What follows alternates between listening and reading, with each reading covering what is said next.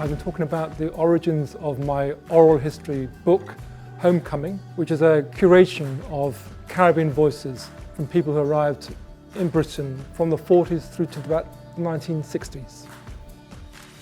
Things were rough in Jamaica in the 1950s. There would be these young people with lots of diplomas, with briefcases full of diplomas, but there was no jobs. Jamaica was a place that you left. But they left to go to England, to a place that they considered to be home, because the prism of their life was through looking at Britain. It was a sign that they'd made something of their lives to be able to come to the centre of empire. They were embarked on this big adventure which is going to transform their lives forever.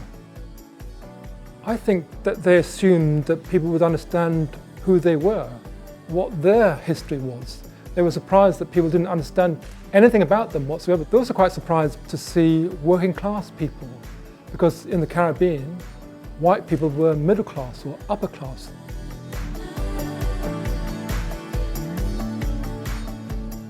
There were many examples of people being treated very kindly. But sadly, there were moments when they would have doors flung in their faces, where they would arrive for jobs.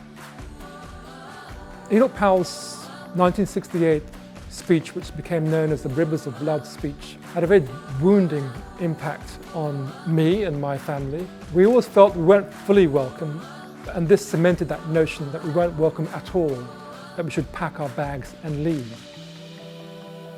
In 2018, we learnt through Amelia Gentleman in The Guardian this unfolding scandal of people who were British, who'd been here for sometimes 50 years, being sent back home, so-called home. Suddenly found themselves ensnared by this hostile environment policy introduced by Theresa May.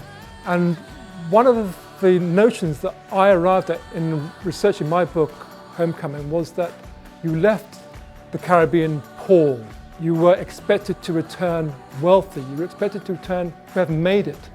So to return poor and broken is the most wounding, shameful thing that could happen to anybody. I think the Windrush scandal has actually brought people together in the UK. I think it's made us pay more attention to our elders. It's made us pay more attention to the fact that they might not be with us for much longer. So we must harvest their stories. We must appreciate their company whilst we can.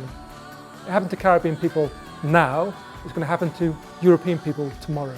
With writing Homecoming, I wanted to populate the book with these wonderful characters who I knew were there because I'd been brought up with them. So I wanted to introduce these people to the reading public, introduce these wonderful characters who in my youth had been the equivalent to television. We had no television, but we had these wonderful Caribbean characters.